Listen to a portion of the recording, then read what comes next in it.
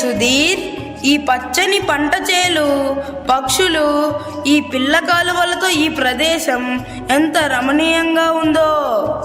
అవునురా, నిజంగా అద్భుతంగా ఉంది.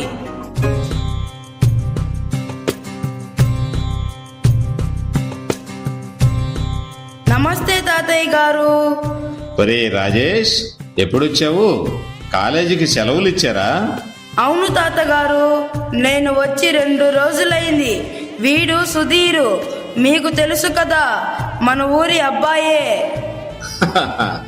నాకెందుకు తెలియదురా, మన సుబ్రహ్మణ్యం కొడుకు. ఎగ్జామ్స్ బాగా రాశారా? అవును, మీరెంతకీ ఇటువైపు ఎందుకు వచ్చారేంటి? టౌన్లో అంతా ఎప్పుడు రద్దీగానే ఉంటుంది తాతయ్య. వాహనాల పొగలు, దుమ్ము ధూళి తప్ప పీల్చుకోవడానికి మంచి గాలి కూడా దొరకదు. అందుకే మన ఊరు వచ్చినప్పుడల్లా మన పొలాల వైపు షికారుగా వచ్చి ఈ ప్రకృతి సౌందర్యాన్ని చూసి ఆనందిస్తూ ఉంటాం. Very good. ఇలా ప్రకృతి రమణీయతను ఆస్వాదించడం కేవలం శరీరానికే గాక మనసుకు కూడా ఉల్లాసంగా ఉంటుంది. అవును బాబు గారు, ఈ పుడమి తల్లి మనకు పంట పొలాల ద్వారా ధాన్యాన్ని, రకరకాల ఆహారాన్ని పండించి ఇవ్వకపోతే ఈ జీవరాశులన్నీ ఏమైపోతాయి? అంతేకాదు రామయ్య, మనం ఈ పంటల్ని పండించడానికి బోర్వెల్స్ తవ్వుకుంటున్నాం, పంట కాలువల్ని నిర్మించుకుంటున్నాం, మనం నివసించడానికి ఇల్లు వాకిలి కట్టుకుంటున్నాం. ఇంకా కొండలు, కోనలు, నదులు, అరణ్యాలు, ఎన్నెన్నో. వీటన్నింటినీ ఈ భూదేవి భరిస్తుంది నాయనా. పిల్లలు, వీటన్నింటినీ భరించే శక్తి ఈ భూదేవికి ఎట్లొచ్చిందంటారు? ఎప్పుడైనా ఆలోచించారా? ఇప్పుడు నా బుర్ర వెలిగింది. అరే రాజేష్, భూమికి ఆకర్షణ శక్తి ఉందని మనం సైన్స్ లో చదువుకోలే? అవునురా, నాకు తట్టనే లేదు. నా బుర్ర ఎంతైనా ట్యూబ్ లైట్లే. ఇప్పుడు దారికొచ్చారా. భూమికి ఆకర్షణ శక్తి ఎక్కడి నుంచి వచ్చింది? అది నేచురల్ గా ఉంది తాతగారు. దీనికి ఆలోచించాల్సింది ఏముంది? ఈ కాల పిల్లలు అన్నింటికీ నేచర్ నేచర్ అంటుంటారు. దానికి వెనుక ఏ కారణం ఉందో ఆలోచించరు. ఇంతకీ భూమి ఆకర్షణ శక్తికి మరొక కారణం ఉందంటారా తాతగారు? భగవద్గీతలో దీనికి సమాధానం ఉందిరా. అవునా తాతయ్య? అవునురా, ఇదిగో విను. గామావిశ్య చ భూతాని ధారయామ్యహమోజసా పుష్ణామి చౌషధీః సర్వాః సోమో భూత్వా రసాత్మకః. అవును బాబు గారు, ఇదంతా భగవంతుని మహిమ కాకపోతే మరి ఏంటంటారు? తాతగారు, ఇంతకు ముందు మీరు దేవునిలోని ఏదో శక్తి వల్లనే భూమికి ఆకర్షణ శక్తి వస్తుందన్నారే. ఈ పాయింట్ ఫిజిక్స్ లో లేనే లేదే. మీ సైన్స్ లో లేకపోతే అస్సలు లేనట్టేనా? ఒరేయ్, Bhagavad Gita is the royal science. It is the science of life. మీ సైన్స్ మాస్టర్లకు కూడా తెలియని ఎంతో విజ్ఞానం ఈ భగవద్గీతలో ఉందిరా. అవును తాతగారు, భగవద్గీత ఒక గొప్ప విజ్ఞాన భాండాగారం అని నేను కూడా విన్నాను. మళ్ళీ ఒకసారి మిమ్మల్ని కలుసుకొని ఈ విషయాలను తెలుసుకుంటాం. కాస్త పని ఉంది తాతగారు, ఇక వెళ్ళొస్తాం.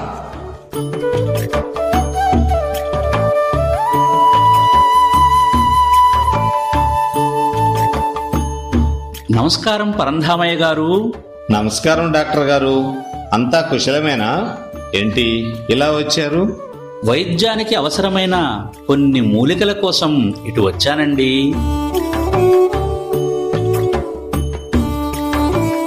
దండాలు అయ్యగారు. దండాలు డాక్టర్ బాబు. నమస్కారం నమస్కారం. ఏంటి లక్ష్మయ్య, ఎలా ఉంది వ్యవసాయం? ఈ మధ్య వరి కోసావట? అవును అయ్యగారు, మంచి గిట్టుబాటు ధర లభించిందా? ఏదో ఆ భగవంతుని దయ వల్ల.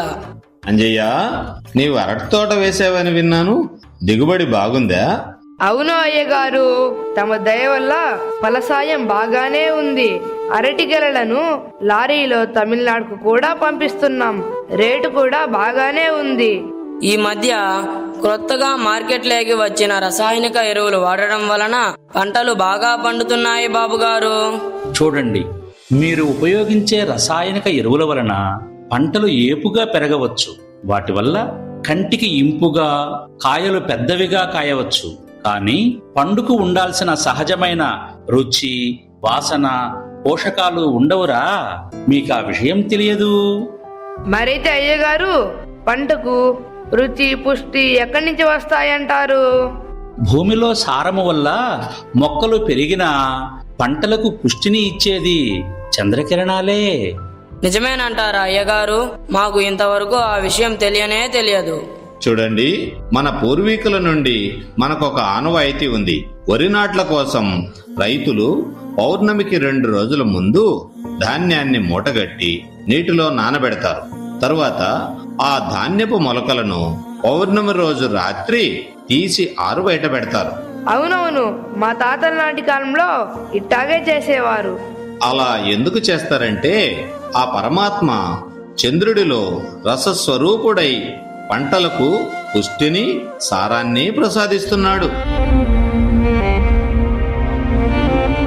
అవును పరంధామయ్య గారు, ఆయుర్వేద మూలికలను 40 రోజుల పాటు రాత్రిపూట చంద్రకిరణాలు పడేటట్లుగా ఆరుబయట పెడతారు. అయితే డాక్టర్ బాబు, దానివల్ల ఏం లాభం? ఆ భగవంతుడే చంద్రకిరణాల ద్వారా పంటలకు, ఓషధులకు, వృక్షజాతి యావత్తుకు సారాన్ని ప్రసాదిస్తున్నాడు. చాలా సంతోషం అయ్యగారు. మేమింతకాలం తెలియక వరినారు ఎట్టా పడితే అట్టా వేసేవాళ్ళం. ఈసారి నుంచి తమను చెప్పినట్టుగానే చేస్తాం. మంచిది లక్ష్మయ్య, అలాగే చెయ్యి.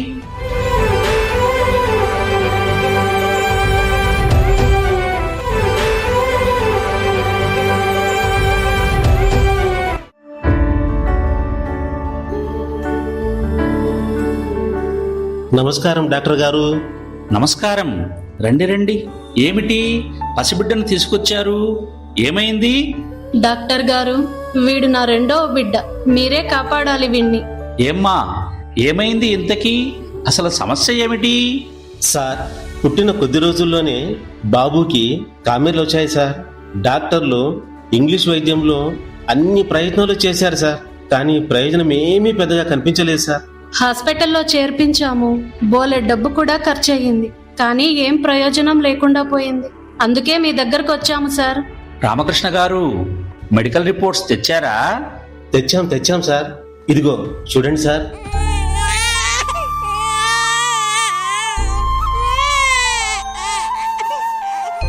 ఎర్ర రక్త కణాలు విచ్ఛిన్నమైనప్పుడు బిల్ రూబిన్ అనే పసుపు రంగు పదార్థం లివర్లో ఎక్కువగా తయారవుతుంది. దానివల్లే కామెర్ల జబ్బు వస్తుంది. సార్, వీడి కళ్ళు, చర్మం పచ్చగా అయిపోయాయి. చూడండి సార్, యూరిన్ కూడా పసుపు రంగులో వస్తోంది సార్. ఇంగ్లీష్ మందులు వాడాము, నాటు మందులు కూడా ప్రయత్నం చేశాము. ఇక మీరే మాకు దిక్కు సార్. ఎలాగైనా మా పిల్లవాడిని మీరే కాపాడాలి సార్. అంతగా మీరు వేడుకోవాల్సిన అవసరం లేదు. ఇది మా కర్తవ్యం. మీరేం భయపడవద్దు. త్వరలో తగ్గిపోతుందా సార్? ఓ, తప్పకుండా తగ్గిపోతుంది. మీరేం కంగారు పడకండి. ఒక్క మందు కూడా లేకుండా జబ్బు మటుమాయమయ్యే విధానం గురించి మన పూర్వీకులు చెప్పారు. ఈ ఆధునిక యుగంలో అవన్నీ మర్చిపోయారు. అవునా డాక్టర్ గారు, మందులు లేకుండానే తగ్గిపోతుందా? అవునమ్మా, డాక్టర్లు మందులతో కొన్ని జబ్బులే పోగొడతారు. కానీ మన ప్రత్యక్ష దైవమైన సూర్యభగవానుడు జీవరాశులన్నింటికీ తన కిరణాలతో ఆరోగ్యాన్ని ప్రసాదిస్తాడు. ఇంతకీ మమ్మల్ని ఏం చేయమంటారు సార్? చాలా సింపుల్. ప్రతిరోజు ఉదయమే సూర్యకిరణాలు తగిలేటట్లు బాబును బయట పడుకోబెట్టండి. అలా వారం రోజులు చేయండి చాలు. దీనినే ఫోటోథెరపీ అంటారు. అంతేనా? కామెర్ల జబ్బు తగ్గిపోతుందా సార్? ఓ, తగ్గక ఏమవుతుంది? సూర్యకిరణాలలోని అల్ట్రావైలెట్ రేస్ రక్తంలోని బిల్ రూబిన్ అనే వ్యర్థ పదార్థాన్ని నశింపచేస్తుంది. అంతే, దాంతో కామెర్లు తగ్గిపోతాయి. ఎంతో సులభమైన సహజమైన చికిత్సను సూచించారు సార్. ధన్యవాదములు డాక్టర్ గారు. ధన్యవాదాలు తెలుపుకోవలసింది నాకు కాదు, ఆ సూర్య భగవానుడికి. నాలాంటి డాక్టర్లు కొంతమందికే చికిత్స చేస్తారు, కానీ అనేకానేక జీవరాశులకు శక్తివంతమైన తన కిరణాలతో నిరంతరం ఉచితంగా ఆరోగ్యాన్ని ప్రసాదించే మహావైద్యుడు ఆయనే కదా.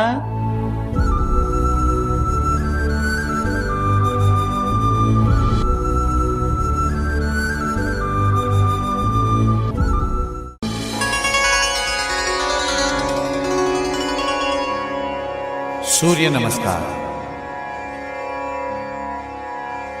ओम मित्राय नमः। ओम रवये नमः। ओम सूर्याय नमः। ओम भानवे नमः। ओम खगाय नमः। ओम ऊष्णे नमः। ओम हिरण्यगर्भाय नमः। ओम मरीचये नमः। ओम आदित्याय नमः। ओम सवित्रे नमः। ओम अर्काय नमः। ओम भास्कराय नमः। ओम श्री सवितृ सूर्यनारायणाय नमः।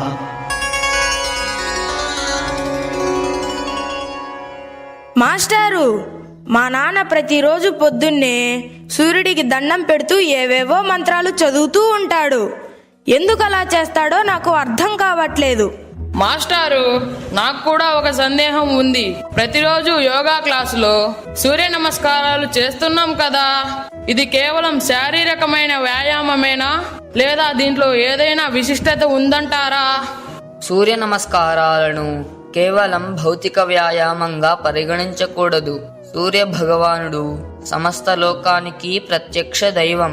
ఈ సూర్య నమస్కారాలను ఎవరైతే శ్రద్ధాభక్తులతో చేస్తారో వారికి ఆరోగ్యం మెరుగుపడటమే గాక చురుకుదనం కూడా పెరుగుతుంది. శరీరంలోని ప్రాణశక్తి క్రమబద్ధీకరణం అవుతుంది. బుద్ధిలో తేజస్సు కూడా పెరుగుతుంది. అవును భాస్కరాచారి గారు, సూర్యుని వల్ల వృక్ష జాతి యావత్తు ఫోటోసింథసిస్ అనే ప్రక్రియను జరుపుతుంది. అవును ఆదిత్య గారు, మేము చిన్నప్పుడు పాఠాల్లో చదువుకున్నట్లే ఉంది, ఇప్పుడు గుర్తుకు రావట్లేదు. కాస్త వివరిస్తారు? ఫోటోసింథసిస్ అంటే కిరణజన్య సంయోగ క్రియ. ఈ ప్రక్రియ ద్వారా సూర్యరశ్మి సహాయంతో వృక్షజాతి యావత్తు పిండి పదార్థాన్ని తయారు చేసుకుంటాయి. ఇదే వాటి ఆహారం. ఇలా సూర్యుడి ద్వారా పోషింపబడుతూ వృక్షజాతి ధాన్యము, పప్పులు, పండ్లు, ఆకుకూరలు ఇంకా అనేక ఔషధులను సర్వజీవులకు అందిస్తున్నాయి. అవును ఆదిత్య గారు, సూర్య భగవానుడు సర్వజీవులకు ఆహారాన్నిచ్చే తండ్రి లాంటి వాడు. పంటలు పండాలంటే వర్షాలు కురవాలి కదా, మరి సూర్య భగవానుడి కిరణాల వల్లే నదులు, సముద్రాలలోని నీరు ఆవిరై మేఘాలుగా ఏర్పడి వర్షిస్తున్నాయి. అంటే సూర్యుడు అన్నదాతే గాక జలదాత కూడా. మాస్టారు, ఈ సంవత్సరం మా విద్యాలయంలో భగవద్గీత పోటీలకు 15వ అధ్యాయం నేర్పించారు. 2 శ్లోకాలలో సూర్యుడి పేర్లు కూడా వచ్చాయి. వెరీ గుడ్ దినకర్, నీకు ఆ శ్లోకం వస్తే ఒక్కసారి చదువుతావా? యదాదిత్యగతం తేజో జగద్భాసయతేఖిలం యచ్చంద్రమసి యచ్చాగ్నౌ తత్తేజో విద్ధి మామకం. దినకర్, నీకు ఈ శ్లోకానికి అర్థం తెలుసా? తెలుసు సార్. జగత్తునంతటిని వెలిగించే సూర్యుడిలో, చంద్రుడిలో, అగ్నిలో ఉన్న తేజస్సు ఏదో అది నాదని తెలుసుకో. సూర్యునిలోని తేజస్సు భగవంతునిది కాకపోతే కోట్లాది సంవత్సరాలుగా ఈ ప్రపంచానికి వేడిని, వెలుగును నిరంతరం ప్రసరింపజేయడం ఎలా సాధ్యం? అవునవును, ఇంట్లో వాడుకునే కరెంటుకు నెల నెలా బిల్లులు కడుతున్నాము. మరి ఆ సూర్యుడు ఇచ్చే వెలుగుకు, వేడికి ఆయన గనక బిల్లు వేస్తే మనం కట్టగలమా? మన భారతీయ సంస్కృతిలో అందుకే సూర్యారాధనకు ఎంతో ప్రాముఖ్యత ఇవ్వబడింది.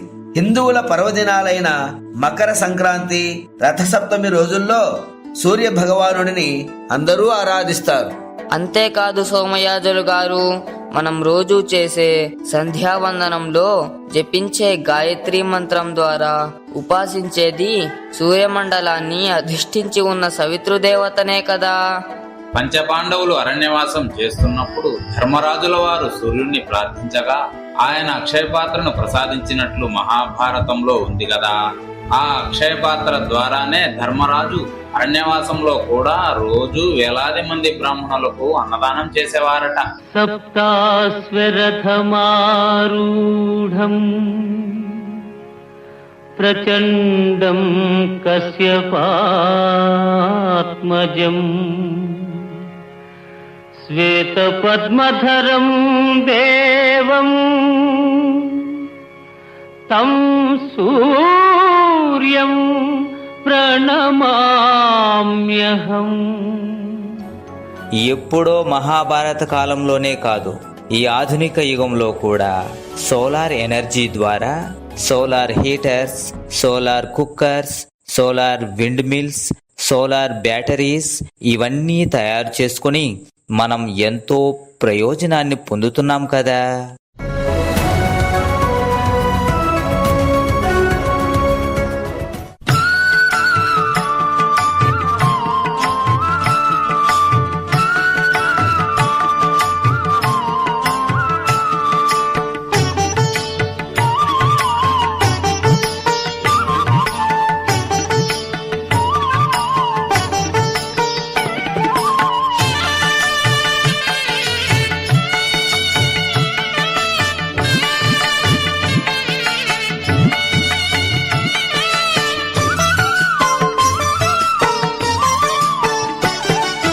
నమో సూర్యదేవా అమేయ ప్రభావా, నమో సూర్యదేవా అమేయ ప్రభావా, దయా దివ్య పాశ అనంత ప్రకాశ, నమో సూర్యదేవా అమేయ ప్రభావా.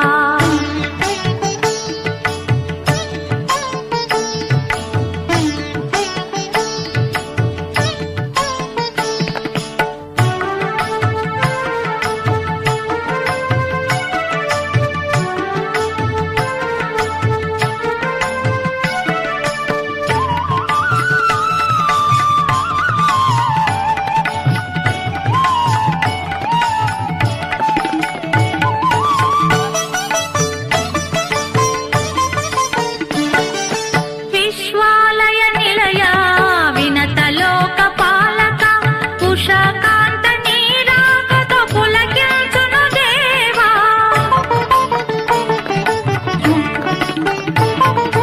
విశ్వాలయ నిలయ వినత లోక పాలక, ఉషాకాంత నీరాకతో పులకించును దేవా. ప్రభాకర నీ తేజం అవనితాయ జీవము, ప్రభాకర నీ తేజం అవనితాయ జీవము, నశయించే జీవాలని సృజించే పరాత్పర, నమో సూర్యదేవా అమేయ ప్రభావా, నమో సూర్యదేవా అమేయ ప్రభావా, దయా దివ్య పాశ అనంత ప్రకాశ, నమో సూర్యదేవా అమేయ ప్రభావా.